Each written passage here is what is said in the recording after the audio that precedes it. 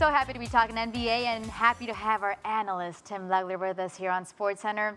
Tim, Giannis picks up right where he left off for the Bucks against the Celtics. 36 points, 15 rebounds for the Greek Freak. Doesn't look like it's taken much for him to pick up right where he left off. What stood out from his game? Well, I saw vintage Giannis throughout most of this game, and it shows you the difficulty of trying to prepare on such short notice in the restart for a guy like Giannis, because when he gets to operate in places on the floor that he really wants to operate, if you don't have perfect help and connection defensively, he's going to just gut you by getting in those seams. And you'll take a look here. Jason Tatum has him at the top of the key, has him squared up pretty good, but he needs help on that elbow from Jaylen Brown. And you can see Jaylen Brown stays home with the shooter.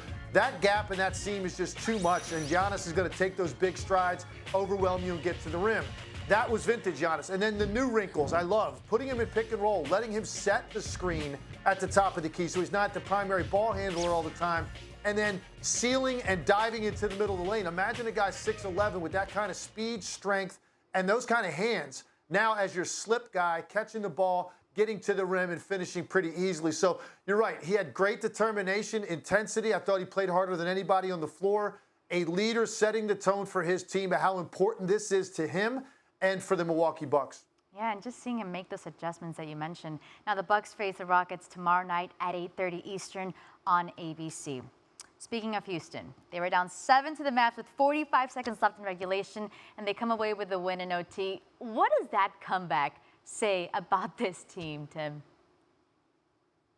Well, I think for Houston, they're never out of a game, right? With all that firepower, and you have James Harden and Russell Westbrook on your team and all that three-point shooting, you're never out of a game. But for the Dallas Mavericks, this is one that's going to hurt, and Rick Carlisle's going to lose sleep. Number one, just the number of points they gave up. But secondly, the way they close games offensively. And on a night when Kristaps Porzingis and Luka Doncic were sensational and they scored from all over the floor, you hate to see them settle the game by not getting stuff going to the paint and going at the rim, instead taking a lot of long jumpers. And this has been the MO for this team most of the year, and that's why they've lost so many close games. In that situation, against a team like Houston that is not a very good defensive team, you need to be more patient and attack and get something high quality.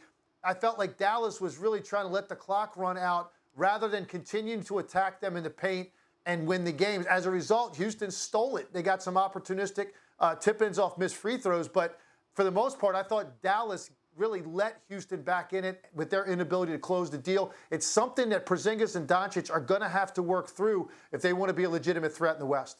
And to your point, Tim, Rick Carlisle called this loss about as tough as it gets. Mavericks will play the Suns tomorrow night. That is our Tim Legler with us here on SportsCenter. Thanks for watching ESPN on YouTube. For live streaming, sports, and premium content, subscribe to ESPN+.